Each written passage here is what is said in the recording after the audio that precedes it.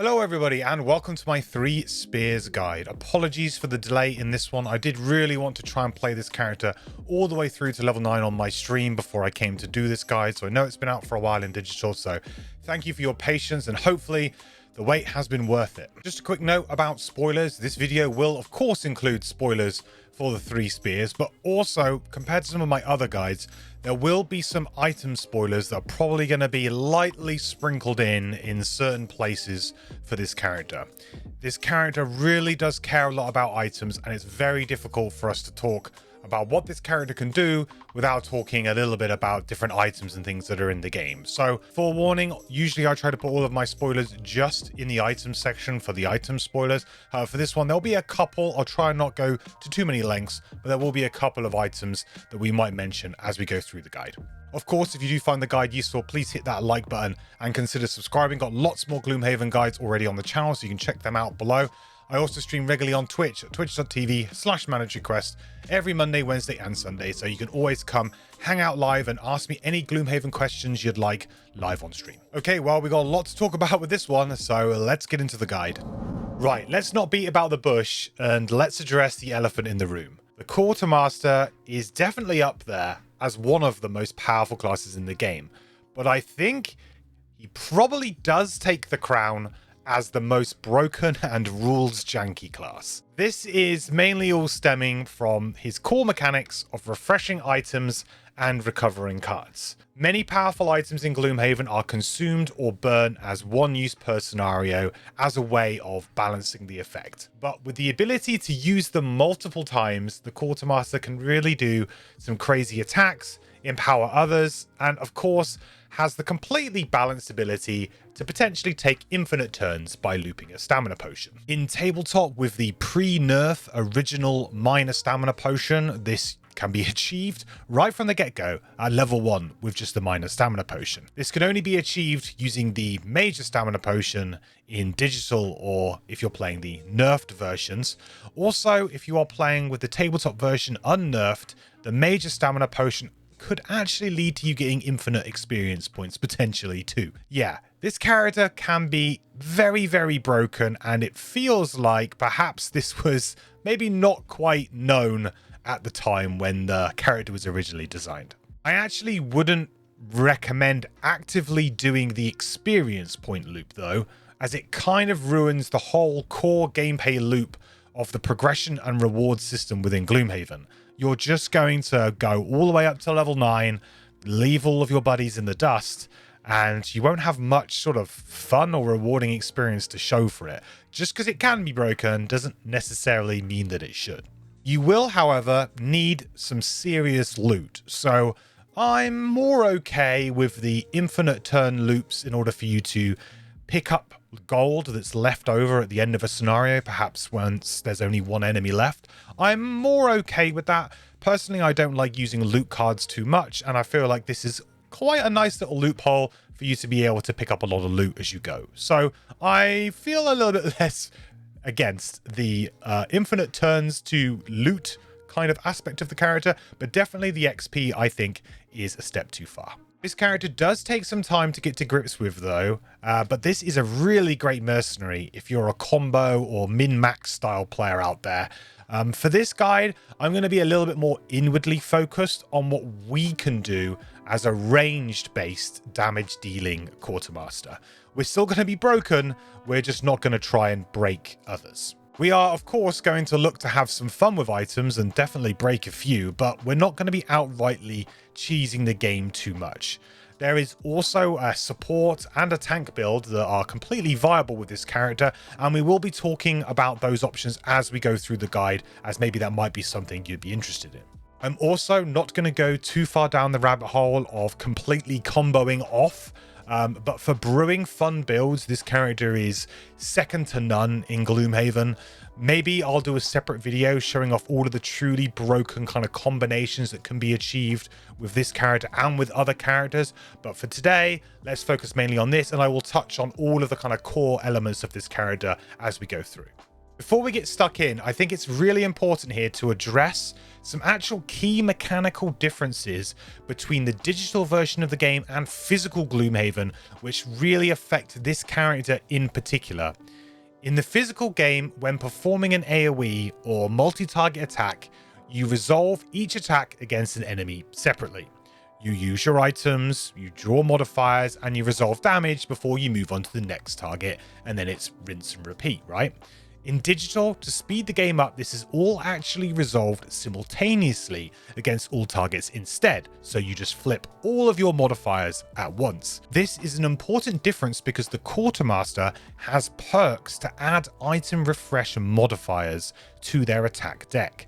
This means you can refresh an item like a power potion, for example, in between targets to reuse them on the next target in physical, which can scale damage to some crazy levels with big AoE attacks as you pile on more power as you stack these potions onto the next target, onto the next target, and onto the next target potentially. In digital, you do not have the option of this stacking of power potions sort of strategy, if you like, and this little trick.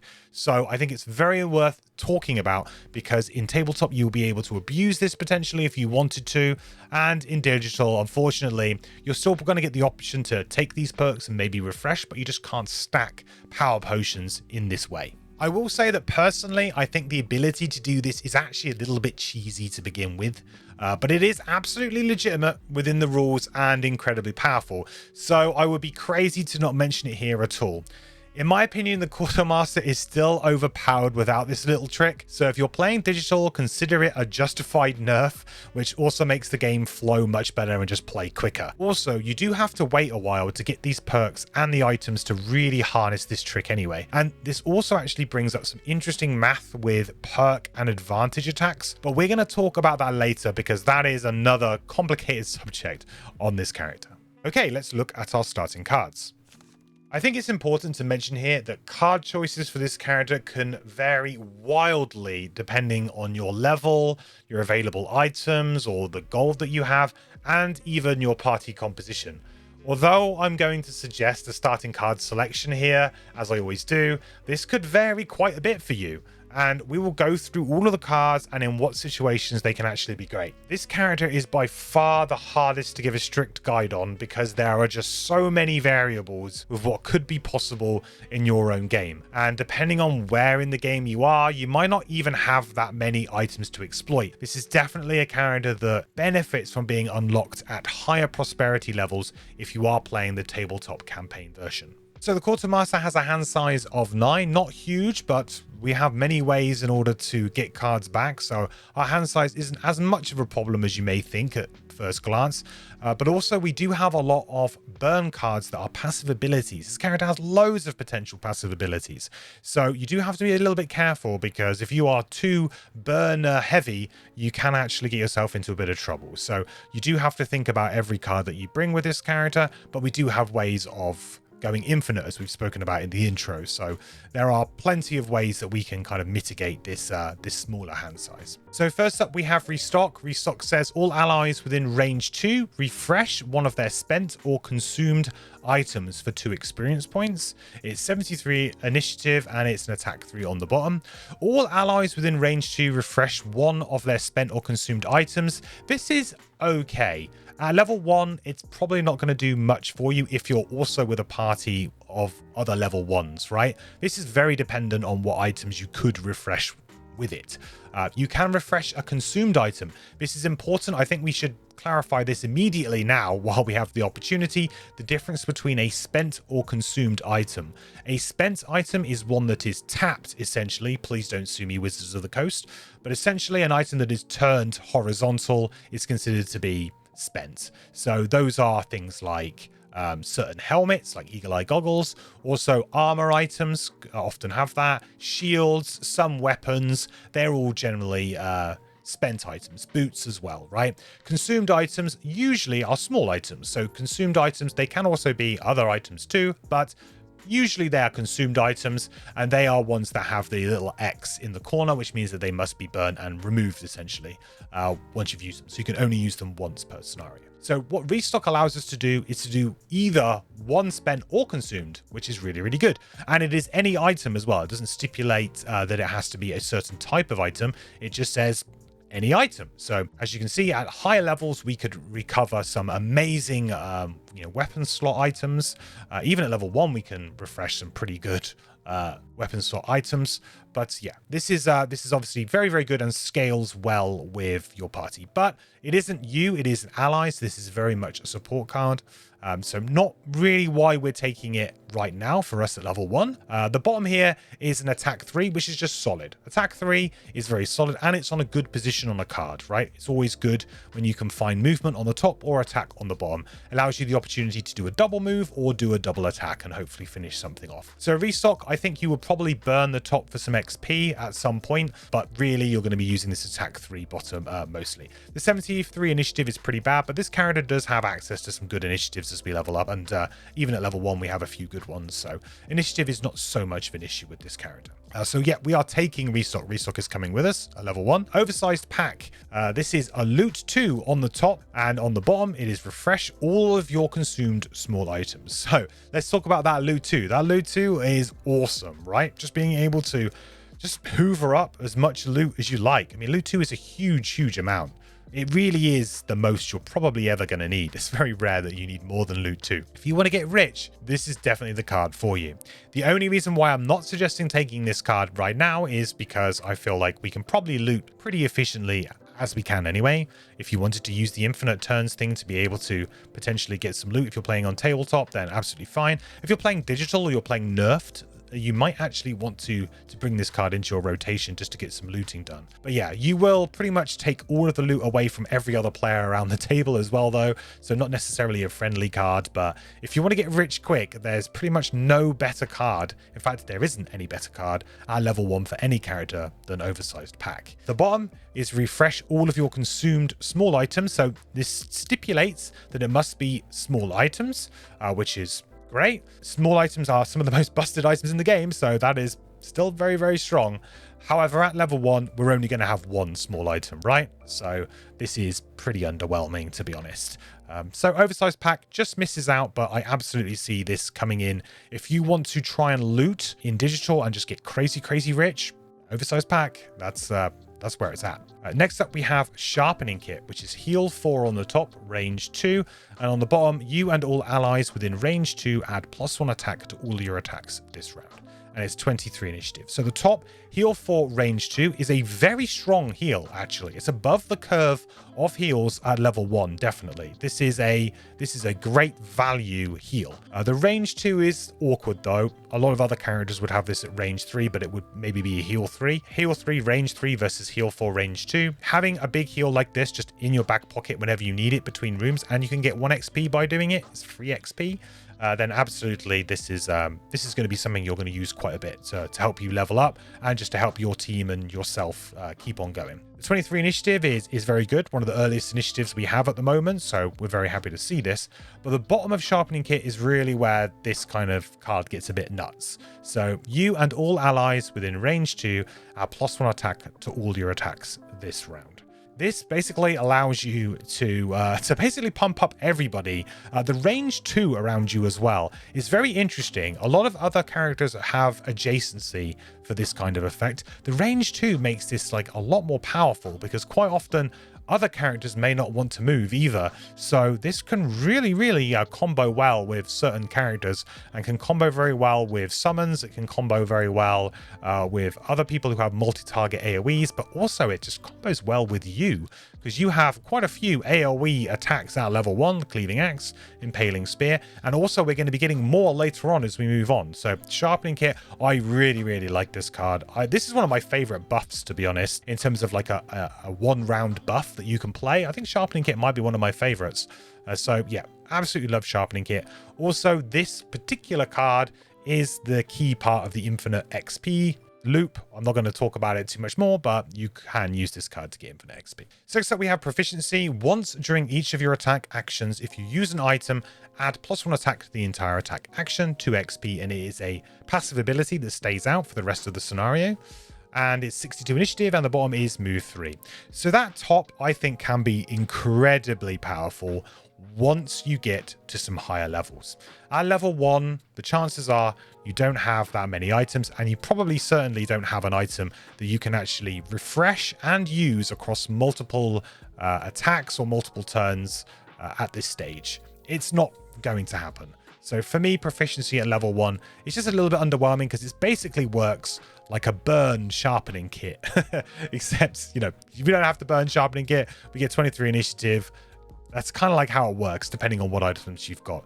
Obviously, this is incredibly strong if you can get any item that is not any kind of spend or consume item that you can trigger.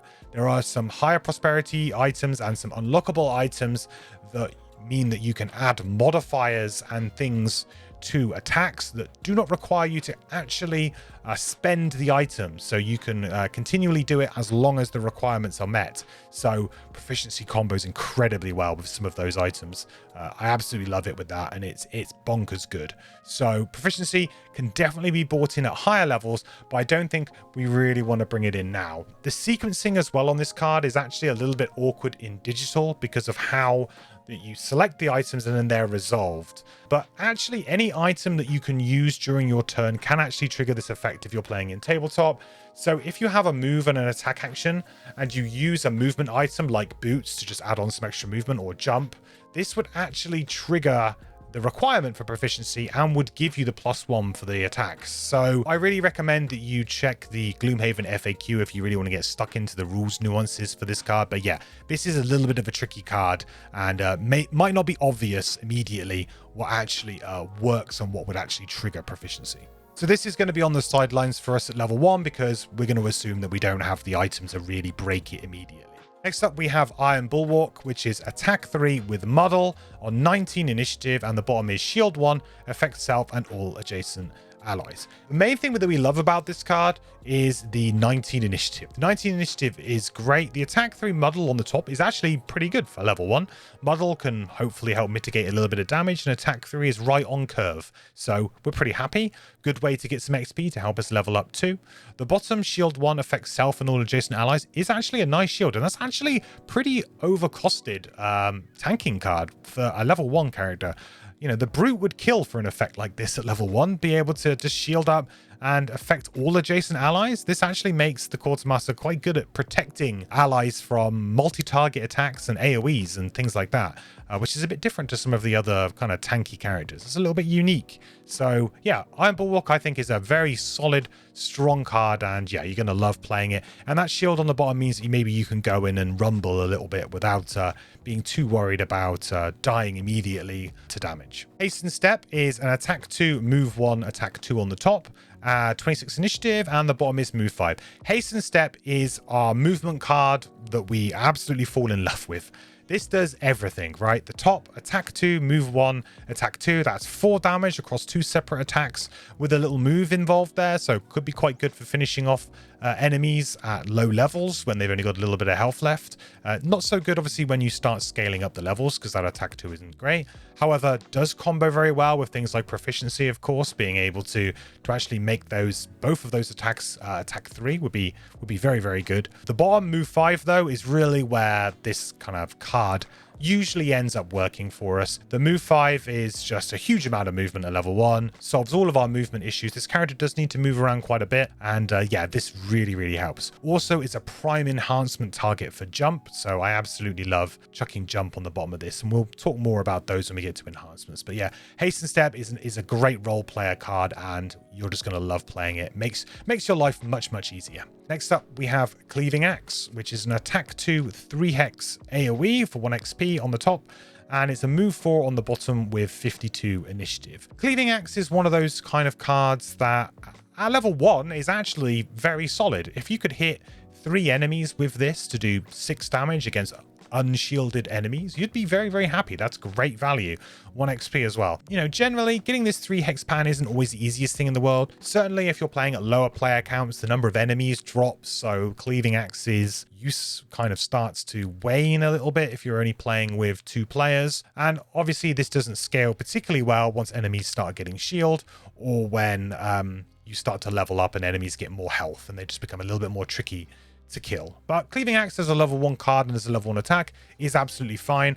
Again, with something like proficiency, you can absolutely combo this. And also, if you wanted to go down a melee sort of build route with this character, we're going to go a bit more ranged with this build. But if you want to go down the melee route, having something like a Warhammer and Cleaving Axe is just pretty nuts. So being able to stun 3 things, it's almost as good as Trample on the Brute. Not quite, but yeah, it does a good impression. So Cleaving Axe. And the move 4 on the bottom is useful, keeps us moving around, which is good. Next up, we have Impaling Spear, which is an attack 3 on the top with a 2 hex AoE in front of us for 1 XP, and the bottom is a move 4 and it's on 48 initiative. The top of Impaling Spear is by far our best level 1 attack. Hands down easy, and this is a great attack that scales pretty well into the upper levels and definitely something we want to keep around. It is a prime target for buffing with Sharpening Kit to try and position yourself so you can do a good Impaling Spear on future turns, and also you can kind of use this as a pseudo ranged attack in a weird way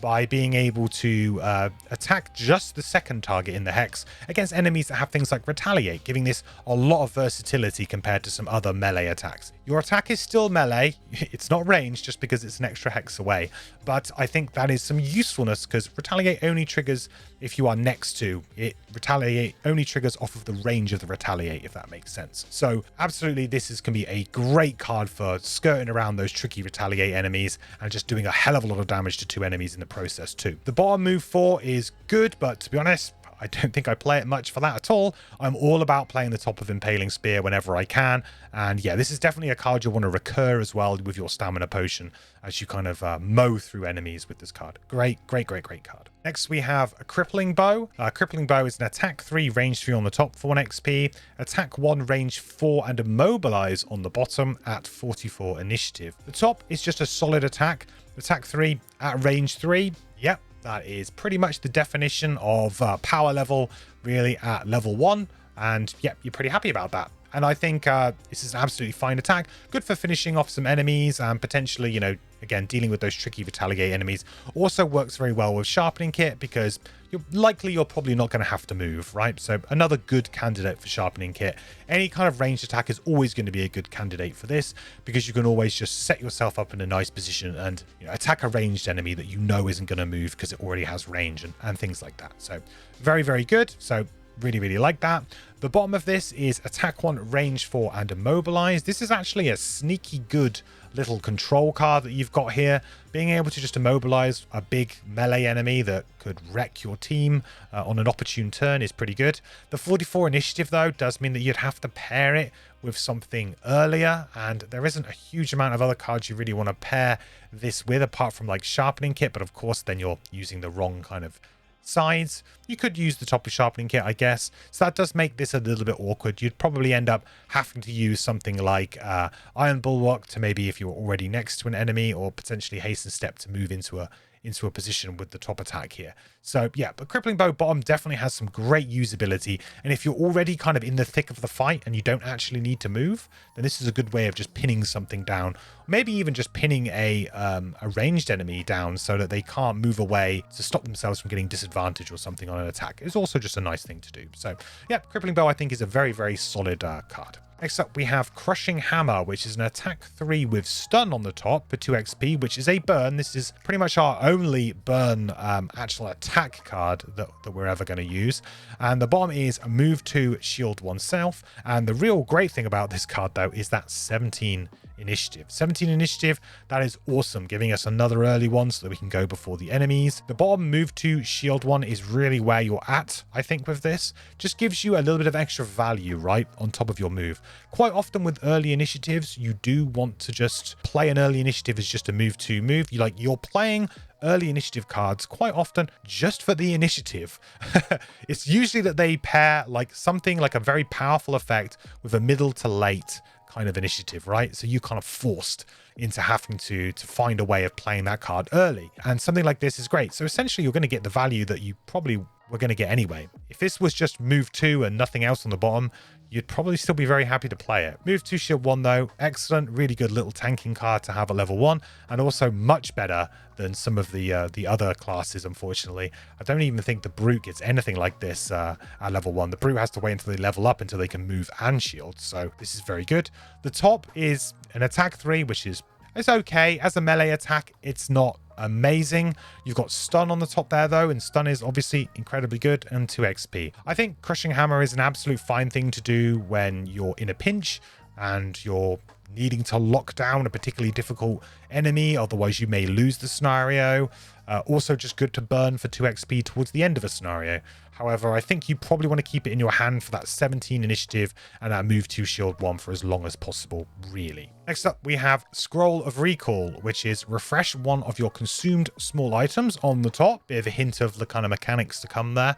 And on the bottom, we have pull 1, range 3, target 3. So Scroll of Recall is a card that I have included in this build. As you can see, this has been included. However, the top of this is a little bit underwhelming, really, at level 1, and it's particularly underwhelming if you are playing digital. Refreshing one of your consumed small items, if you're refreshing an unnerfed minor stamina potion, that's pretty good. Like I said, it can actually lead to you being able to take a lot of turns, but on digital, only being able to refresh a minor that gets you 1 card back is not so strong. The reason though that I've included it within this build at level 1 really is because this is one of the hallmark things that this character does, and I think it's always good to get yourself acclimatized and kind of used to and playing the mechanics that this character has.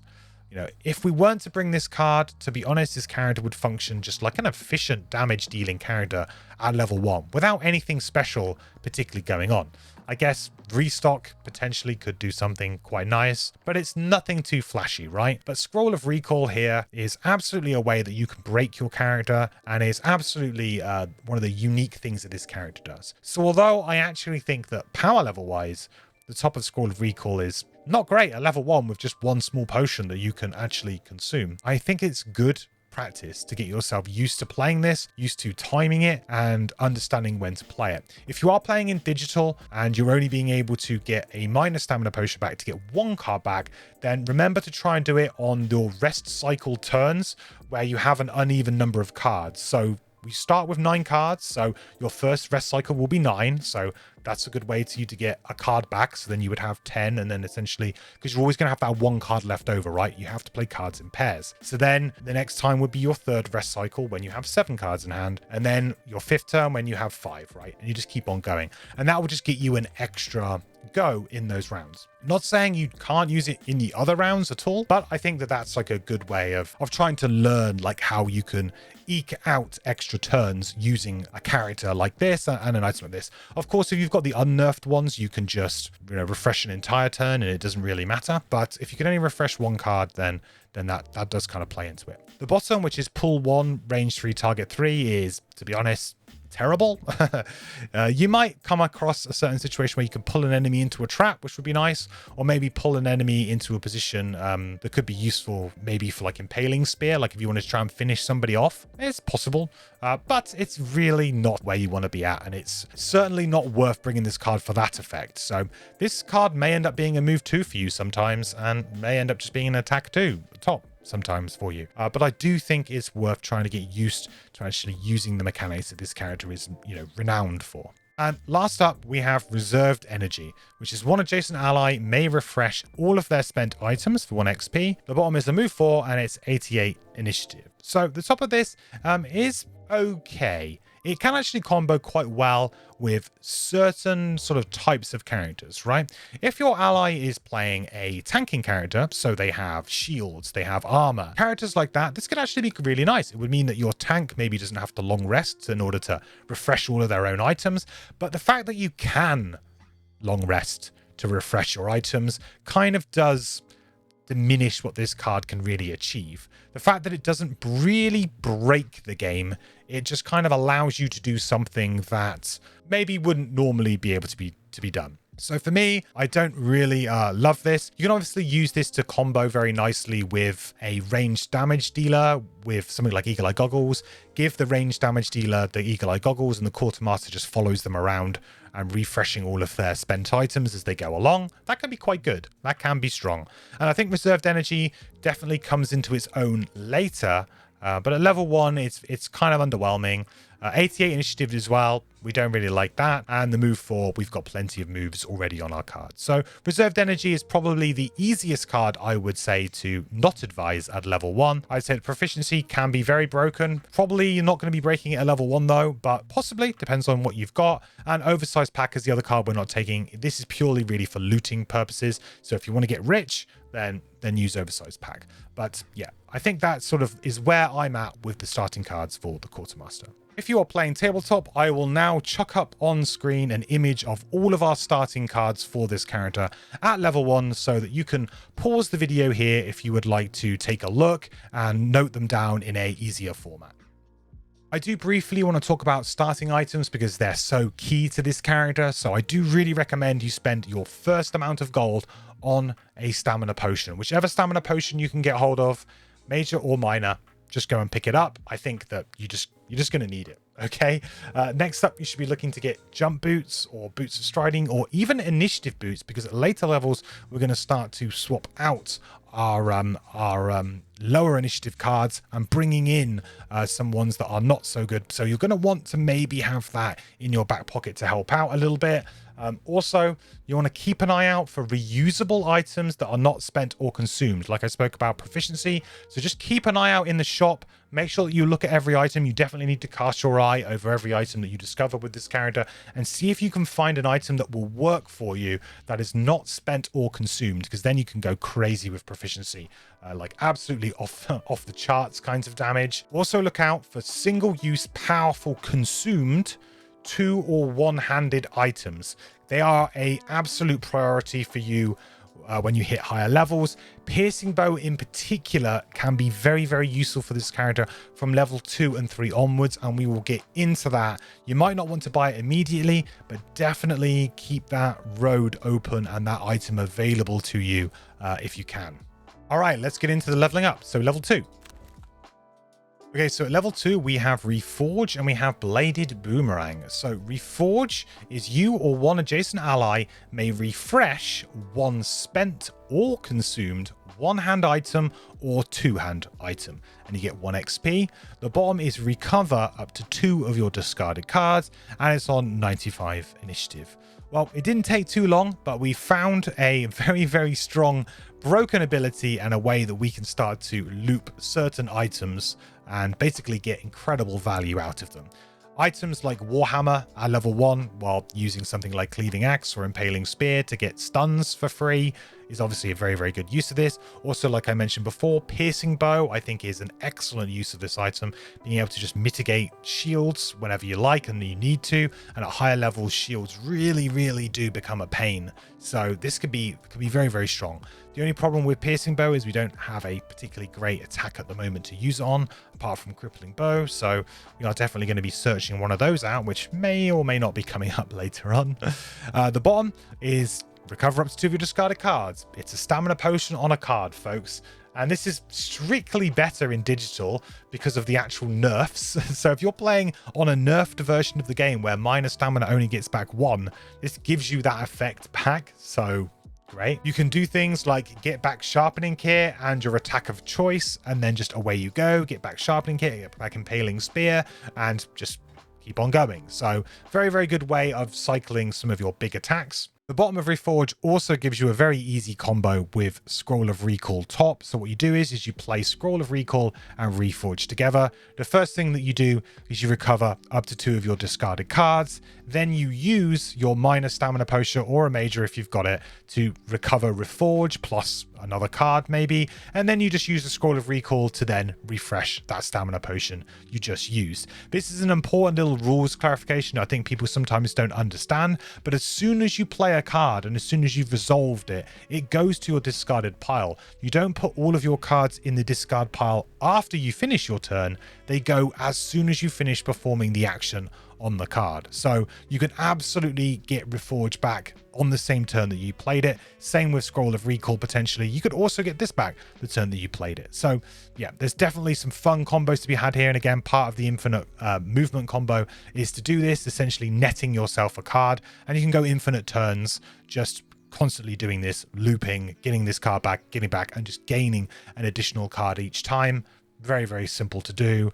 Not necessarily a really fun way of doing it, and obviously not really suitable to do when you're mid-fight with your allies, but something maybe you could do towards the end of a scenario to just get a few more turns and pick up some extra piles of loot. So yeah, Reforged top is very, very strong for future items. Maybe not so much right now, but still very good. And the bottom is just, yeah, very, very strong and can be looped nice and easily. Bladed Boomerang is attack 2, range 3 with wound on the top for 1 XP. The bottom is move 2, attack 1, move 2, and it's on 40 initiative. Now, the top of this is a okay attack. Just very good against high shield enemies, although this is only an attack 2, so it might not actually do any damage. But just getting a wound on something like a living spirit that maybe only has 2 or 3 health anyway, but it has shield 3, is just really useful, and it will eventually kind of tick down.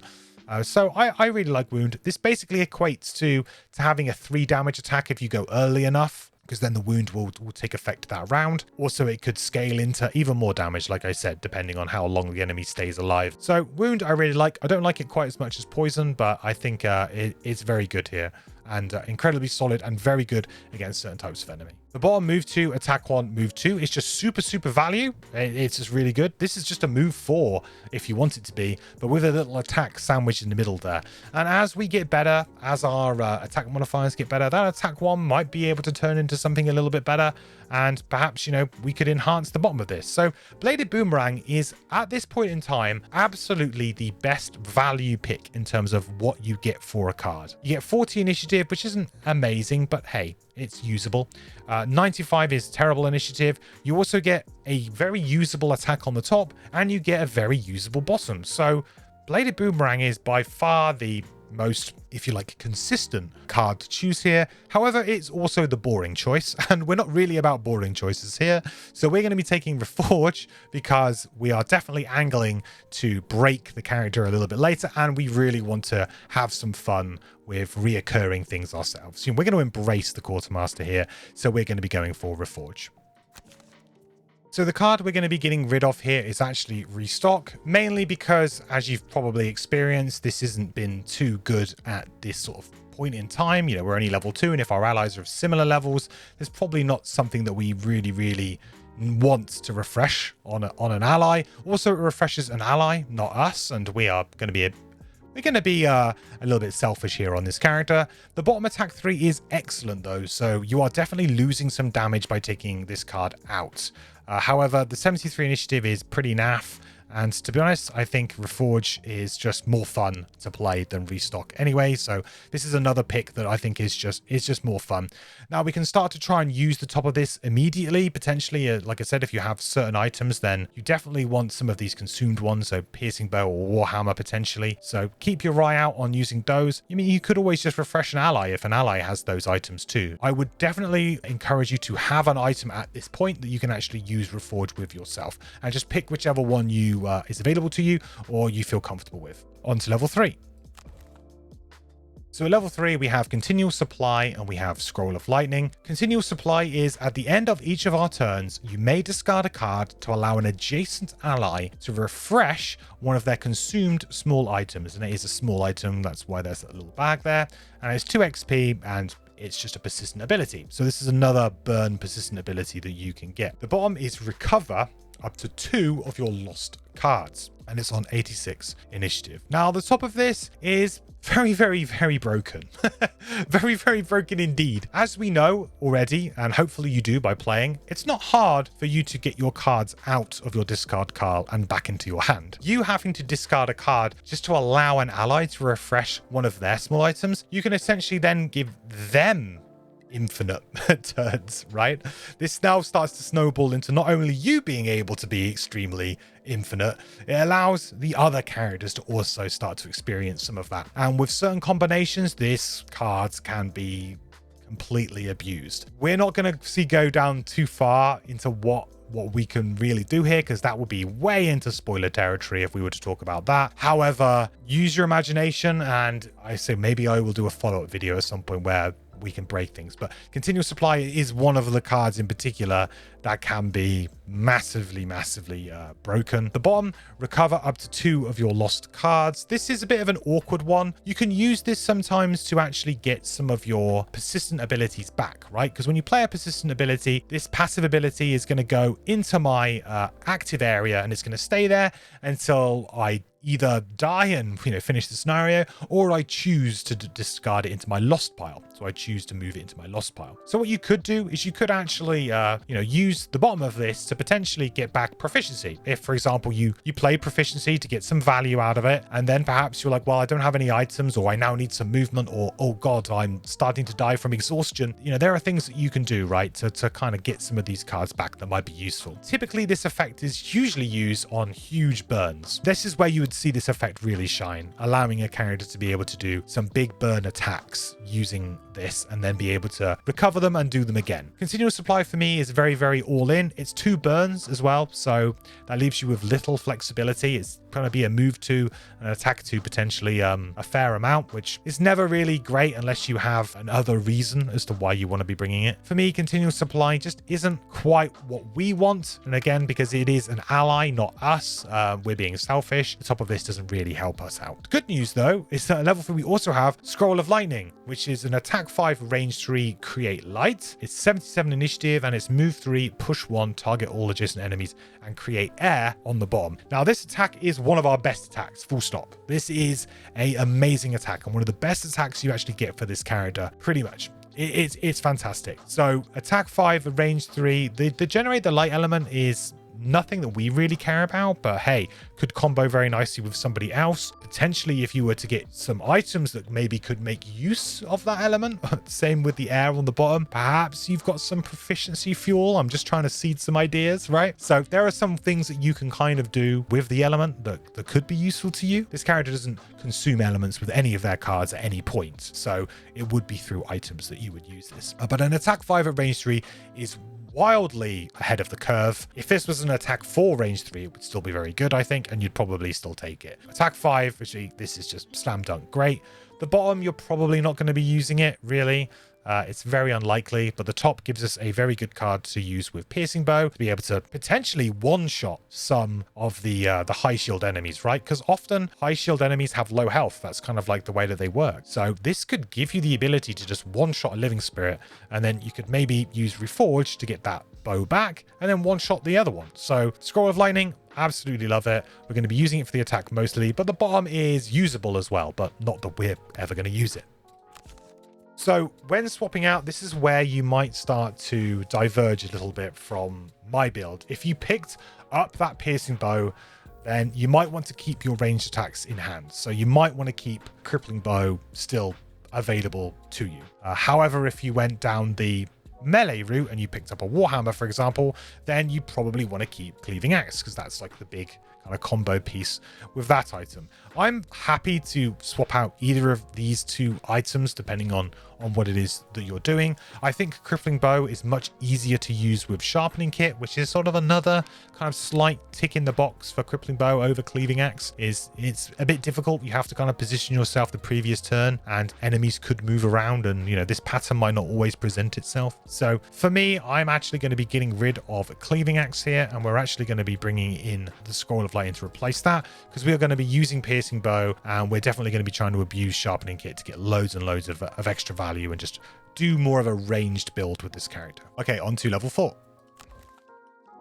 So level 4, we have Side Pouch and we have Giant Club. So Side Pouch, one adjacent ally may refresh all of their spent and consumed items. So they get everything. Everything that they have, they can get back for 2 XP. Very strong, very big combo piece. This can do some absolute work on some characters that are kind of like all-in characters, right? Characters that like to sink all of their resources into one single attack, and there's a few. Then this can refresh all of those items for them.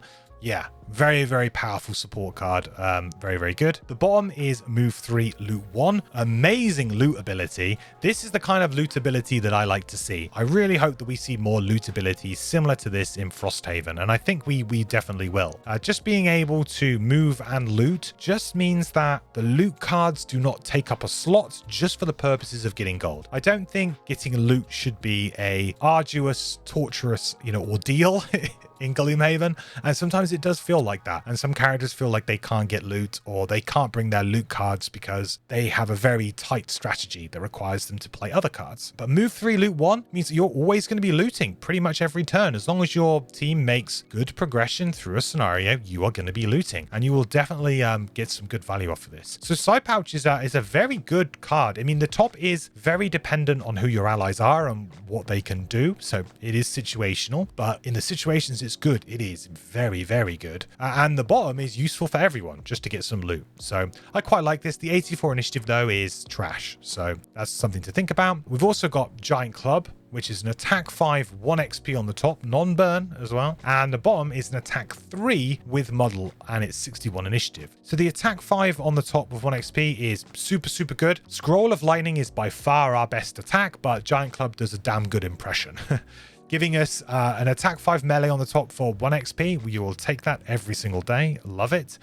The bottom attack 3 muddle is also nice. It's always good when you get either an attack on the bottom or a move on the top, right? Those positioning of those items, that should start to feel combo-y. With proficiency, giving you +1 attack, being able to potentially have an item that you could use across 2 attacks in a turn. Wow, that can be super value. Really, really like this. Very good at finishing off a target as well with the double attack. So a good finishing move is Giant Club. The top just finishing an enemy off who's got a bit too much health. The bottom allowing you to do a double attack maybe with this, and maybe like Impaling Spear, or use Crippling Bow, or even use Scroll to finish off a ranged enemy. So just a really good way of outputting damage. Here we're going to be taking Giant Club mainly because we are focusing on ourselves, but Side Pouch is absolutely an amazing card. There is some crazy things that you can do. The only downside to Side Pouch is like you are empowering somebody else, and what they can do is going to be special, but you're going to watch them do that special thing. And I'm a selfish player when I play Gloomhaven. I kind of like to have most of the fun myself, so I try and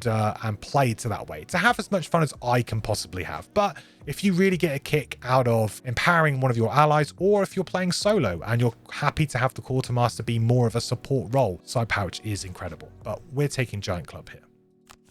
Okay, so now we're going to really start to ask the hard questions. Can we fit proficiency into our hand? Now, proficiency, I think, is one of the best buffs in the game. If you play the Lightning Bolt character, there is another buff that, if you've watched my guide for that character, that is a buff that you can get at level 1 that has a significant downside, but is a great potential buff. I think is one of the best cards in the game, and proficiency is no different. The thing with proficiency though is you really need to build up a bit of a bankroll and some items and the ability to loop those items, obviously, in order for this to really become reliable as an additional +1 attack on all of your attacks. So you should really be keeping an eye on this card. This is definitely a card in your sideboard that you need to be watching over and thinking, hey, when can this come in? Because I would definitely encourage you to at least try 1 or 2 scenarios with it in. I'm not going to tell you when to bring it in, but certainly when you start to get a feeling that, yes, I have enough items, yes, I have enough ways to recover those items and to replay them. I also might have some perks that will allow me to refresh some items. Now you're starting to get into that situation of, hey, actually proficiency, this could really work, because I think this is one of the best buffs in the game. But for us, we're just going to be bringing in just Giant Club. I'm going to leave proficiency to be at your discretion in this guide. I would bring this in as soon as I possibly can, whenever I feel like I'm confident enough to do it. But for this guide, I'm going to say leaving it up to viewer discretion. But we're going to be bringing in Giant Club here, and the card we're actually going to be swapping out is we're going to be swapping out Iron Bulwark. It's pretty simple swap here, right? Attack 5 is a bigger number than an attack 3. The bottom is an attack 3 model, which is probably going to be maybe a bit more useful than the shield one, not necessarily. But the big loss here is this 19 initiative, and you do have to keep an eye on this. Like I said, I do think that maybe initiative boots might be a sneaky okay item for this character to be able to go a little bit earlier. I do really like that. Bear in mind though that initiative boots do not trigger proficiency. They do not do this, because you do not do this as part of an attack action, right? So they don't, that doesn't happen. So certain boots would be better for proficiency, but I think that it is a good idea to potentially look at those if you are struggling. But for us, we're getting rid of Iron Bulwark here and Giant Club for a strictly better attack coming in here. On to level 5. So at level 5, we have Scroll of Judgment and we have Reinforced Steel. So Reinforced Steel first. At the end of each round, refresh one of your spent, so that's tapped, items. 2 XP, and that's a passive effect that you have for the rest of the scenario. And yes, you did read it correct. This is the best way to combo proficiency because, hey, you can get back any kind of spent weapon or head slot item like Eagle Eye Goggles or Poison Dagger if you're going melee. It's so easy for you to be able to trigger proficiency on every single attack now using Reinforced Steel. But not only that, it just gives your character just the ultimate flexibility, and this works for every single build that you may be going for. If you're playing a tank, great. Now you can refresh your shields every single round, or you can refresh your armor when you run out of charges, just to be able to get extra movement, or your initiative boots be able to refresh those. So basically you can always go on a permanent -10 initiative whenever you like. There's just so many crazy things that you can do with the top of Reinforced Steel. The flexibility that it offers you as a character is incredible. There is no build that this character does not want the top of this, because it's just basically use your items more, which is what every character would like. So absolutely love the top of Reinforced Steel. And also the crazy thing is we have a 12 initiative here, which is amazing. And also the bottom might be one of the best tanking cards in the game for a character that might not even be doing much tanking. It's really strange that this is a character who has definitely got a tanking build, as we've seen. There are plenty of items and cards that have shield and can be used with shield, but this is just nuts. Shield 2 affects self and all adjacent allies. I absolutely love playing this card as my first card in a room. So usually when I start a scenario, I will play Reinforced Steel for the bottom on the 12 initiative, shield everybody up, because usually that very first room, it's very hard to control every enemy. So usually you will end up having enemies kind of move onto you and attack you. So it can be very dangerous, that first initial room in Gloomhaven. So being able to go 12 initiative, shield everybody up for 2 to protect them, and then potentially, you know, burn another top if you wanted to, or potentially use, you know, a big attack, a ranged attack, Scroll of Lightning, any of these kinds of things can really get stuff going for you. So Reinforced Steel, I think, is an incredible card. Maybe one of the best level 5s, if not the best level 5 in the game. I absolutely love this card from top to bottom. It just does everything. So Scroll of Judgment has got a lot to live up to, right? So Scroll of Judgment is you and all enemies within range 4 suffer 2 damage. That's okay. It's direct damage. It's going to get through shield. It's going to be able to deal very cleanly with enemies. It doesn't trigger retaliate because it's not an attack action. So there are different things that this can do, and it can actually be very useful and actually could be a great deal of damage. However, it's also only 2 damage, and it's a burn effect too. So if you could repeat this, if it was a little bit less and you could repeat it, might be a bit better because of the card recursion that we have. For me, at level 5, it's a little bit underwhelming. It can be a crazy amount of damage, do not get me wrong. It can be. And certainly if you're somebody who likes to count up how much damage you did at the end of a scenario, then yeah, this can very much contribute to a big damage sort of turn. But it doesn't combo with Sharpening Kit because it's not an attack. So it's not something that you can really improve. It is what it is. 66 initiative, and the bottom is move to stun target one adjacent enemy. Now the bottom of this is actually very strong. Being able to stun something and it's not a burn is obviously incredible. Will take enemies completely out and you just don't have to worry about them for a round. The 66 initiative does mean though that you have to pair it with something else if you wanted to proactively play it rather than maybe play it at the end of a round in order to stun them, to stop them from going in the next round. So it's a little bit awkward with what it is. And it's also just very awkward that it's up against one of the kind of hallmark amazing cards for this character, which is Reinforced Steel. So we're taking this. So with Reinforced Steel now joining the party, it should definitely be time that proficiency starts to come into your deck. For me here, It's a very simple thing to take out. It will be taking out kind of crippling bow here, I think, because we're going to have just better attacks now. We've got impaling spear, we've got scroll of lightning for our ranged attack, and we're going to have giant club as well for a big hit. So I think we're doing absolutely fine. This attack 3 is probably going to start to drop off, or has dropped off a little bit here. The bottom is still useful, but I think now we're definitely starting to transition into broken mode. So let's get these good fair cards out of our hand and get these broken amazing ones into our hand. All right, on to level 6. So at level 6, we have Quiver of Arrows and we have Catastrophic Bomb. So Catastrophic Bomb, this is the card we have been searching for. An attack 1, range 3, 1 XP, but look at that AoE. That's really what we came for. So this AoE will allow us to obviously attack many enemies at once, which has a couple of different benefits. One being that we can obviously use Sharpening Kit to actually turn this into a +2 attack to begin with. We could also use Proficiency if we are already to actually turn it into an attack 3. So already attack 3, maybe against 4-5 enemies. That's incredible. In a 2-player situation when you have less enemies, this strategy definitely does tail off a little bit and is not as reliable. But if you're playing 4-player, there's often situations when you can hit 4-5 enemies with this comfortably due to the size of the AoE, making it very strong. And if you cast your mind back to the beginning of the guide where I talked specifically about the way that damage is resolved and the difference between tabletop and digital, this is the card that you can use that little trick on to essentially get a power potion. Use your power potions once you draw attack modifiers against the first target in your AoE. If you draw that refresh item card, that attack modifier, then you can actually then use that power potion immediately on the next target. And because power potions add the damage across the entire attack action, that then also adds on to the next one. So you can really start getting into some kind of complex mathy situations in which you start adding and adding, and the final target in your AoE is going to be taking an absolute bunch of damage. There's also some very important calculations and math to be made to do with advantage and the different perks that you're going to have, and I will talk about that later in the perk session specifically. But I still think the Catastrophic Bomb top is incredibly good, even if you're playing on it honestly, if you like, non-cheesy. I mean, it's within the rules, you're allowed to do it, to be clear, but if you're playing in digital so you don't have that option, or you're just choosing maybe not to use that option for whatever reason, then Catastrophic Bomb is still very good and still gives you the ability to attack 3 using Proficiency and using Sharpening Kit, right, to attack 3 and just using a power potion to make it an attack 4.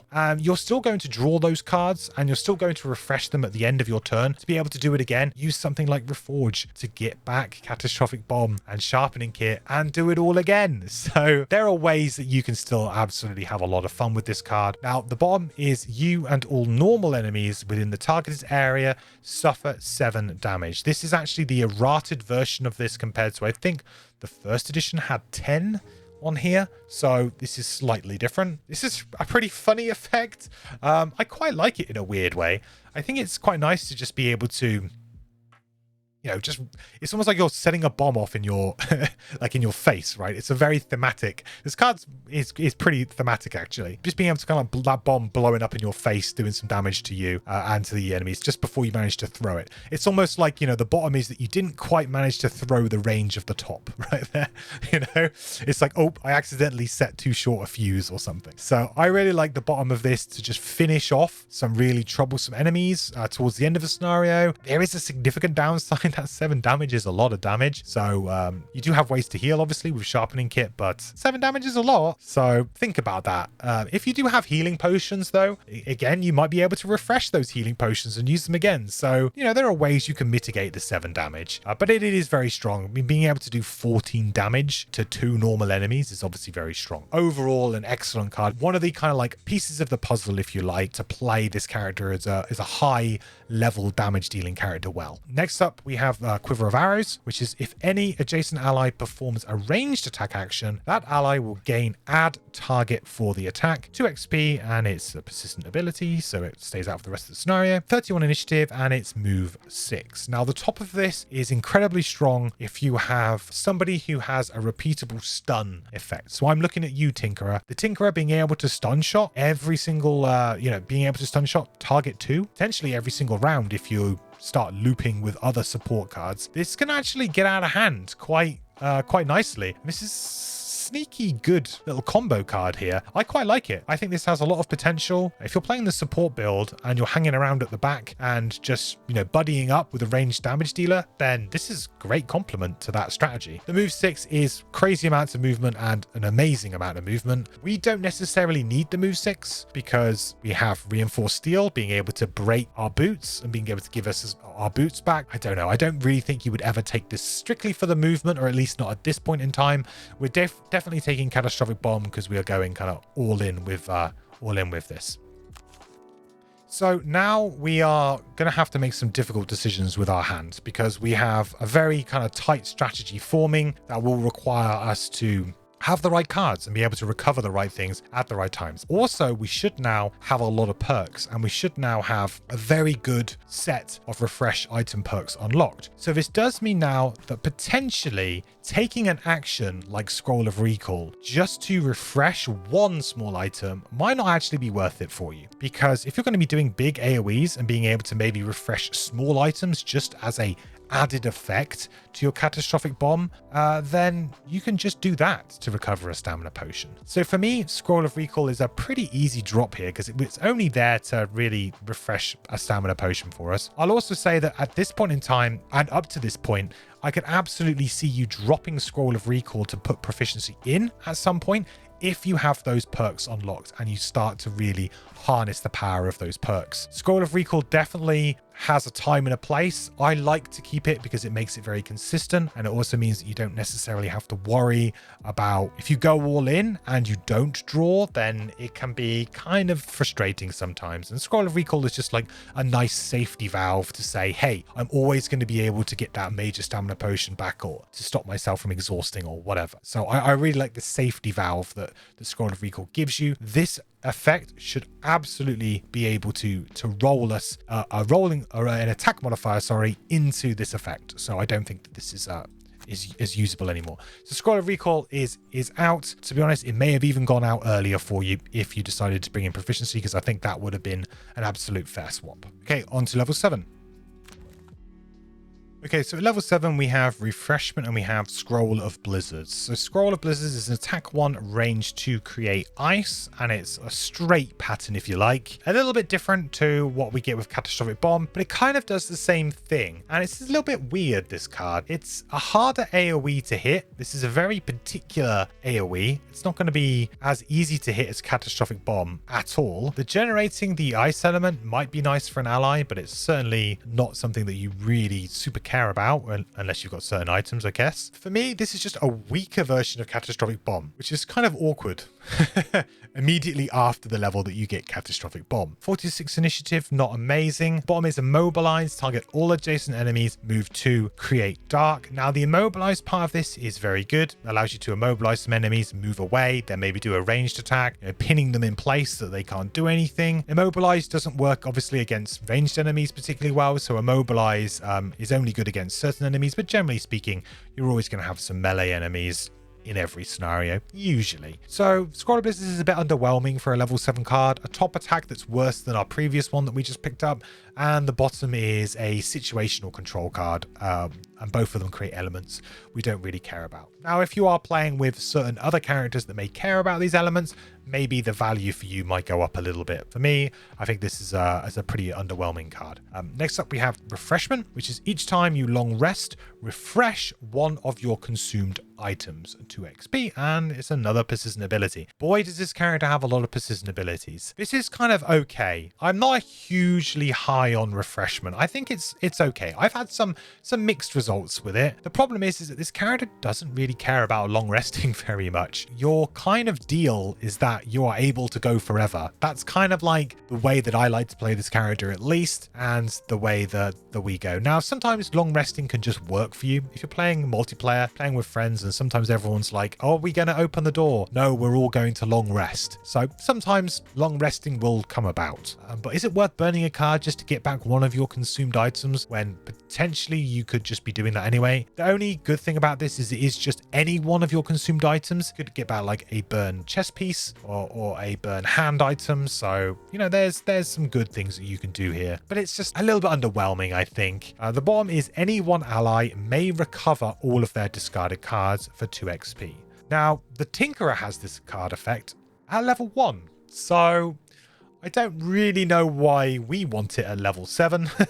It's a good support ability. It can prevent an ally from having to rest, which is burning a card. So in a way, this does save an ally from burning a card, because if you play it at the right time when they have no cards in hand, so they would have to rest on the next turn, that you can just give them all their cards back, right? That saves them from burning a card. So there is some use to it, and it is a valuable effect, don't get me wrong, but I just don't think for a level 7 card it's really where you want to be. For me at level 7, this is a pretty underwhelming set of cards. So I think we're actually going to be going back and looking at some other cards that we potentially have. And I think this is where you can just pick up a card that makes sense for you, really, as a player. Scroll of Judgment, the move to stun on the bottom, is probably the most impactful kind of ability here if you're looking for some way of just controlling the enemy and also having a bit of damage thrown into the mix. Quiver of Arrows for the move 6. Also, though, you know, I'd be absolutely fine with you going back for Side Pouch to get some more loot, or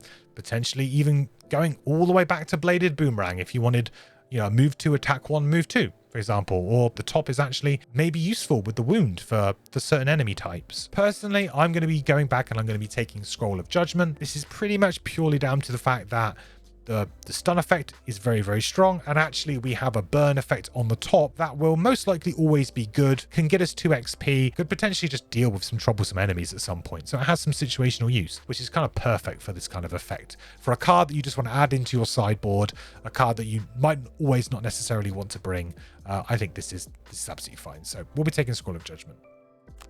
So I'd be happy here to actually swap Crushing Hammer in for Scroll of Judgment. We're basically removing the move 2 shield for a move 2 stun, which is definitely better as long as you can stun something, of course. The only problem is we're taking out that 17 initiative. That is our earliest initiative, apart from Reinforced Steel, but this is going to be burned a lot of the time. So you do have to be wary about this. This is why I do actually don't mind initiative boosts on this character, because sometimes things can get a bit awkward. Crushing Hammer, I think I'm going to get rid of this. I'm going to bring in Scroll of Judgment. It's pretty much just a strict upgrade for us there. And yeah, we're very happy. On to level 8. At level 8, we have Fortified Position and we have Portable Ballista. So Portable Ballista is an attack 4, and I mean, someone's going to have to own up to the pattern on this card. Can anyone explain to me why there's 2 enhanceable AoE hexes at the base or tip of this? It's a family show, guys, but all I'm saying is this is a very questionable looking AoE. The bottom is, during all of your attacks this round, ignore the shield values of all of your targets. Okay, so let's just go through this card. So the top is basically like a super powered impaling spear. That's the way to look at it. It's probably not going to hit all of these targets. It's actually kind of a bit of an awkward AoE to position. It's not the easiest in the world, but it can allow you to maybe get an additional thing. But it's basically like a bit of a better impaling spear, and that's fine. And you're probably going to make some good use out of it. The attack 4 is obviously better as well. So we've got an attack 3 here and an attack 4. So I think Portable Ballista Top is a fine replacement for the impaling spear effect. The bottom, during all of your attacks this round, ignore the shield values of all of your targets, is obviously very, very strong and could actually be very, very good if you have not picked up the piercing bow already, or it now gives you the option to even get rid of the piercing bow for a more impactful or higher damage hand item, potentially something that will do even more work for you. This actually, to me, is more of a usable card than Impaling Spear 2, just because of those extra hexes. Means that we don't have to move as much. Makes Sharpening Kit and this a very easy setup too. So yeah, I like Portable Ballista, although the AoE is a bit misleading. There's no way that you are going to be targeting all of that stuff, and yeah, you do not need to enhance this one.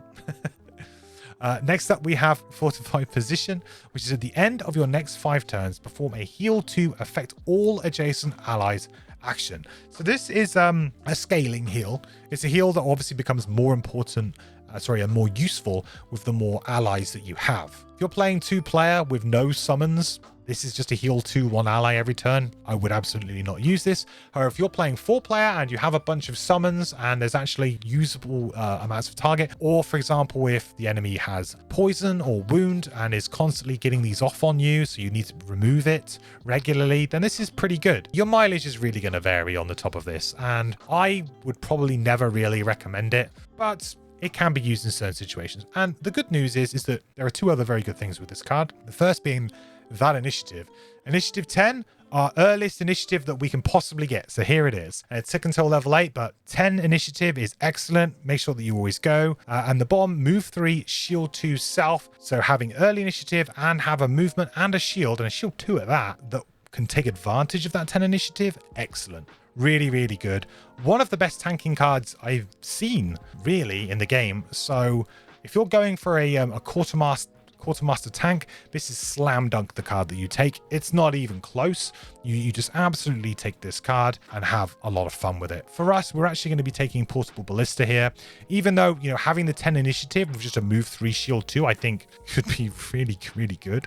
I'm concentrating on doing as much damage as possible, refreshing as many items as possible, and attacking as much as possible. And portable ballista is just a straight upgrade for impaling spear.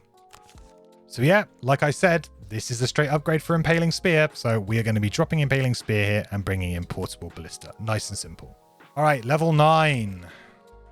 So level 9, we have Bag of Holding and we have Scroll of Annihilation. So Scroll of Annihilation is kill 1 adjacent normal or elite enemy. So here's where we get our execute card. Every character in Gloomhaven has at least 1 execute ability, and this is ours. We get it at level 9, and it is a very good one, really. In terms of, the burn ones from certain characters, this is up there as one of the better ones, just because it can kill elite enemies, and there are no stipulations. Certain enemies like Harrowers, for example, are just real pains, and just having this to maybe kill an elite Harrower will really turn the tide of the battle for you.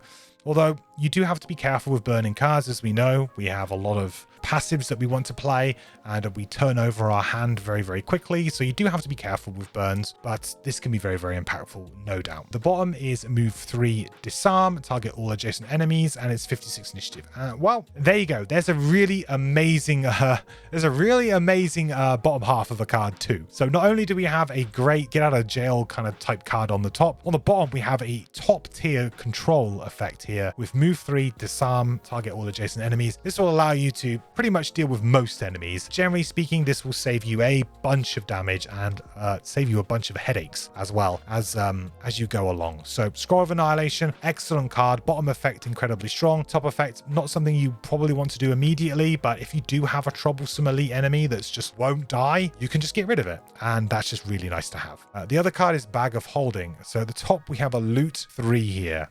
Yep. At level 9, we have a loot 3, and it's on the top. So remember how I said that I don't really think that you need much more than loot 2? Well, I feel like loot 3 is overkill. There's not going to be many scenarios when, you can reach that extra pile of loot because you got the loot 3 over the loot 2. There's only so many tiles. And at this point in time, you are probably very rich already if you've been using the infinite turns or if you've been using the other loot cards. So you're probably at this point got all of the items you could possibly want. You're probably extremely rich and enjoying life. Do you really want to take a card that's a big loot at level 9? Probably not. The bottom is you and all adjacent allies may refresh all of your consumed small items. So this is very, very strong. Similarly to how the previous time we had, what was it? I think it was... Here we go, side pouch. So side pouch was one adjacent may refresh all of their spent and consumed. So this actually got everything back, including, boots and armor items or whatever else that they had. This actually only gets back small items. So there's a big difference. This definitely is better for 2-player. In a 2-player situation, the top of this is absolutely better. But this can be very good. But at 91 initiative, you're really going to have to plan on your positioning. And because it's a bottom, you can't move to a good position to then do it. You're going to have to kind of say, hey, everybody, it would be great if you came over here and ended your turn next to me. Now, you could use something like hasten step, you know, with a pair of boots or something to maybe make this work. There are ways that you can make it work, but I think this is quite underwhelming, really. At level 9, I think both of these cards are underwhelming from like a thematic sense for this character, but this character is like way off the rails of broken at this point, so perhaps giving us anything more would have just been overkill at this point. So Scroll of Annihilation, I think, is an excellent control card, and yeah, you're just pretty happy to take it. So we'll be grabbing it. And to be honest, the funny thing here is that we're actually probably just going to get rid of Scroll of Judgment, which is what we just picked up. The initiative is slightly better here, and the move 3 versus the move 2 and the disarm. Disarm is as good as stun in many situations. Sometimes not against, you know, certain types of enemies, but in many situations, disarm works just as well. At this point in time, you've probably got like proficiency in anyway, so you may not even be running a card like this. You may just be running proficiency, and you may just be going all in on this sort of like avenue. Definitely something to think about. I don't want to tell you when to play proficiency, but I do think that proficiency is something that you want to try, and you're going to want to bring on when it feels right for you and you feel comfortable with the way that you're playing. This is definitely a character that you need to play and experience for yourself. And yeah, there isn't necessarily always a best way to play this character, unless of course you really want to combo off infinitely in the tabletop version and just abuse some of those, yeah, maybe rules oversights, if you like. I don't know what you want to call them, but they are legitimate, but they're a little bit cheesy. Okay, so for tabletop players, I will now put up on screen all of our level 9 cards for you to look at. So you can pause the video here and pull out the cards if you like. Like I've said and been saying, proficiency is definitely a card that should be on your radar. So be thinking about that card. Although I do not have it in my final 9 here, that's not because I'm not personally playing it. I will probably be trying to find a way of playing it, but I think the card that you swap out for that needs to be found yourself. So figure out a good way of fitting proficiency in with your rotation that feels good for you, and have some fun and experiment with proficiency, definitely. Okay, so let's talk about perks. So things get a bit spicy when we talk about perks and the Quartermaster, mainly because of this perk down here, Artifice, which is add 1 plus 0 refresh an item card. And a viewer named Glim sent me over some information and some links regarding some discussions that a lot of the digital guys have been having, and also linked me to a very good Reddit post by Spanner Goman, which I will put in the description down below if you'd like to read up, around the mathematics around how this really works. Because the Quartermaster is a character who loves a pair of eagle-eye goggles, which means that you're going to have advantage on a lot of attacks, which means that if you have advantage and you draw your +0, but you also draw a +1 or a +2, that means that you're going to take the +1 or the +2, meaning that you actually miss out on the item refresh effect, which may be what you actually wanted. So reducing the possibilities of having that happen to you is a completely legitimate strategy, and actually a very powerful way of scaling damage on this character, especially if you're playing in tabletop and you have the ability to use that power potion trick and keep on using it for future targets in the same attack. If you're playing Catastrophic Bomb, there is a possibility that with advantage you could draw your entire attack deck, and being able to then refresh items during that is obviously going to be incredibly powerful. So you do need to think about this when taking your perks. Now, I think I would definitely hedge along this way of playing, working towards the idea of you're going to have advantage, but you also want to make sure that you can draw these +0 refresh an item cards lots when you need to. I am not going to go fully into the mathematics of this. I will probably do a terrible job of it, and like I said, I will link the Reddit post down below if you really want to get into the grit of it. But in conclusion, I think a fair assumption and a way that most people will be able to play the Quartermaster is just try to move to a position where when you have advantage, you are not putting too many variable draws in here where you would much rather draw this +0. So you're just trying to work towards ensuring that you can draw these +0s, which means we want to thin our deck. So we want to remove cards that, well, just remove cards, full stop. Doesn't really matter what they are. We just want to remove cards. And also we don't want to add any cards that are actually better than a +0, because otherwise then we're going to be struggling. So for us, A nice easy perk would be to get consistency straight off the bat. So we could do this twice as our first 2 perks. Once we've done that, you can honestly start to move towards just going straight into Artifice if you'd like. It's completely up to you. I think that I would try and get these in pretty quick. The Extreme Fortitude perk is obviously very, very good if you're tanking, and it is actually required if you're tanking, because there's no way that you can really equip tanking items without it. It's just too much of a drawback to take all of those minus attack modifier cards into your deck. So this is obviously incredibly strong, but the problem that we have with it is the fact that it's adding these +1s, and that is a real problem for this build, and a real problem if you are trying to reliably draw these. So we'll actually be taking Artifice now. Like I said, I haven't gone into the full math of this completely, but I think doing this, you may actually just want to do 1 or 2 of this and then move up to Dust. I have not worked out the optimal strategy of doing this completely, but something to this effect is probably where you're going to be. Now, other things you can do is you can also add rolling modifiers, because rolling modifiers, they do upset things a little bit by adding more cards. So maybe you're less likely to cycle the entire deck. If you're playing in digital, you do have the option to not take any perks. And to be honest, at this point in time in digital, I would be inclined to say don't take any more perks with this character. But if you are playing the campaign tabletop version, it is within the rules that when you get a perk, you must take it. So in this instance, you will be looking to just take some of the rolling modifiers that don't add as many cards into your deck. So you want to stay away from things like this, because this adds 3 cards. So adding like Bludgeon, for example, is absolutely fine because it's just 1. I would also maybe consider adding in something like Stab or Technique. Probably don't want to add in Stab though. The problem with Stab is that it's Pierce, and we're probably going to be using the bow, so it doesn't really do much for us. So Technique is definitely the better perk in that respect. So we'll take this. And then you can kind of go down this route, go for Technique again. You know, if you do have any more perks that you need to take, which, you know, you probably will. What have we done? 3, 4, 5, 6, 7, 8, 9. So this would be if you started at level 1 and you didn't get any additional perks from retiring a character. You will obviously have 1 more perk at level 9 if you're playing the campaign, at least, from retiring a character, in which case you could, in that instance, go for the Pierce 3 cards if you want. Okay, on to items. You want everything. So items is obviously very, very tricky to talk about with this character, what you want, because you kind of want everything, and whatever's available you can lay your hands on and get it. For me, my favorite items are going to be Eagle Eye Goggles. The other helm that is absolutely amazing with this character is Mask of Terror. If you go for the melee build, this triggers proficiency every single turn immediately without you really having to do anything. You just say, yep, I'm going to be adding push 1 to all of my melee attacks. Thank you very much. I will take my additional damage from proficiency. So Mask of Terror I absolutely love as a way to trigger that. So very, very good.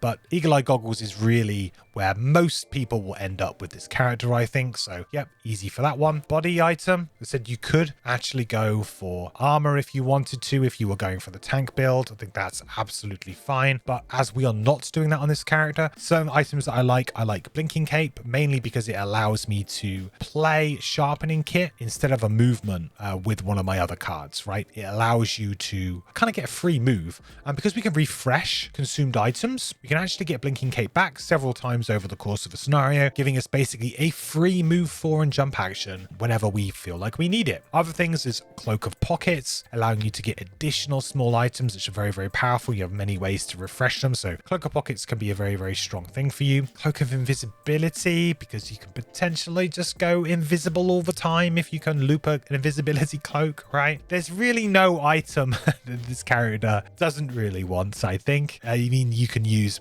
Sacrificial Robes to actually do some damage to yourself, to add more damage to your attacks. This again triggers proficiency. You could also actually use the Robes of Evocation instead. You will create elements with things like Scroll of Lightning, so suddenly you have a use for that light element potentially that you've been creating. You could use Robes of Evocation to just add that to then go onto the bomb. The only thing that this particular build steers clear of is the armor items, and that's because we're not taking that perk. If you do take that perk and you're not so worried about going all in on the bomb to try and trigger that as much as possible, those refresh items, then yeah, Plate mail is fine. I don't think necessarily the trade-off of not taking that perk just so that you can trigger that thing is always going to be worth it. It really comes down to your playstyle. So sometimes it might be good to get that perk and just go plate mail anyway. So for hand item, Ancient Drill is incredible if you're going to be going down the melee route. Really, really strong to be able to just continually use this with, even like with Cleaving Axe. Could be very, very strong. Using it with Impaling Spear and then Ballista as well once you get that. I do think it's a little bit outclassed though by, you know, one of our favorite items, the Piercing Bow. Piercing Bow it's just so much easier to use.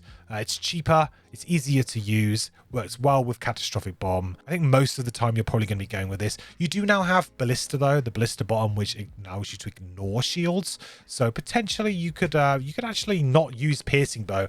But the thing is that if you're using that ignore shield, then you're not using like Sharpening Kit instead. So there's a toss up there. You could always use something a little bit different. Like you could use the Elemental Blades. The Elemental Blades are very, very strong if you can reliably do it, because they're not even taps, so you can just use them whenever you have the ability to, right? You don't actually have to use them, so very good for triggering proficiency if you can reliably create elements. Maybe even stick an element enhancement on the bottom of one of your moves and you can just go to town with it, right? There's loads of items with this character. You can just go wild here.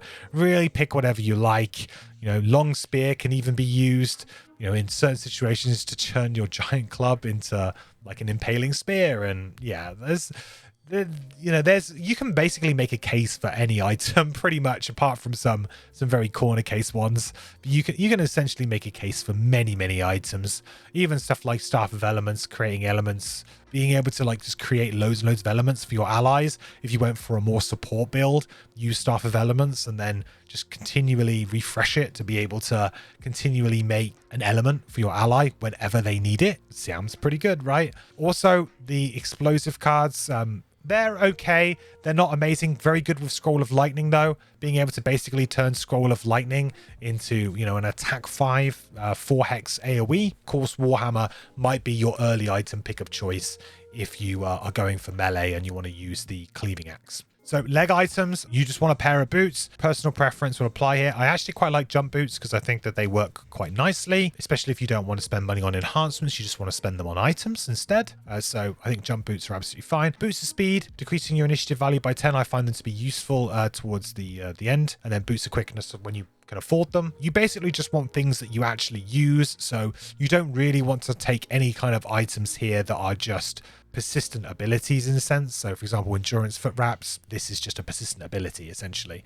Same with the Draken Scale boots, right? You don't want any of these types of items. You want items that do something and are basically ones that you have to refresh. Small items, goes without saying that you're always going to be having stamina potions. You're going to be having major power potions, minor power potions towards the end to buff up those attacks. Very, very easy. Also, you're going to want any of the rings that you can get your hands on. So we're talking about Ring of Brutality, allowing you to do 2 attacks in a turn potentially. Or, for example, to play some of your passives very quickly at the beginning of a scenario can be quite nice. Ring of Haste, also very good. Just being able to potentially do a move and sharpening kit or do 2 bottoms. It's just very strong. Any of these rings. Star Earring is an incredible item. So there are a lot of broken small items that this character get and use. You could use summon items to actually just have an army of summons that just never ever sort of like goes away, right? It doesn't really matter if the skeleton dies. You just get it back, get the small item back, and then you play it again and you've got another skeleton. So you can have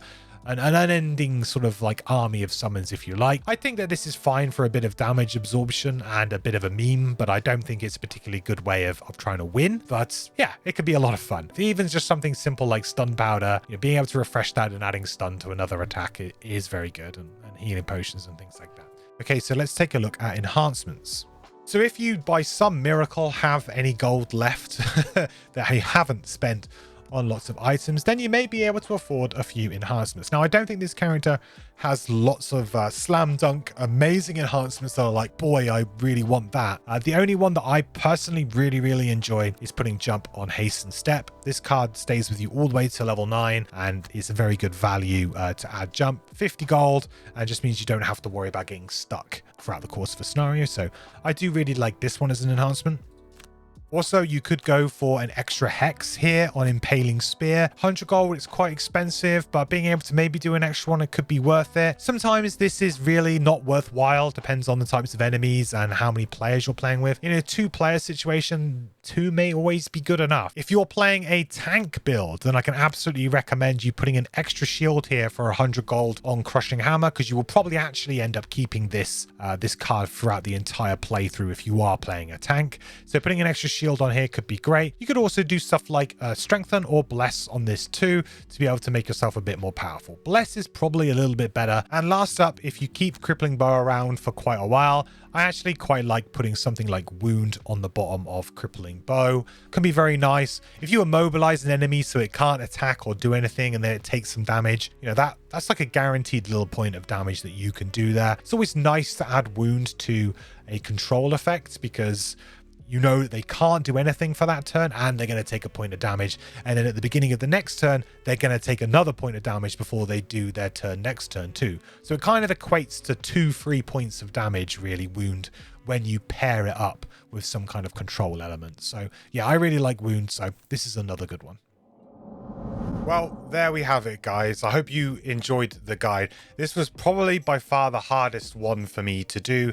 There's a lot of variables involved in this character.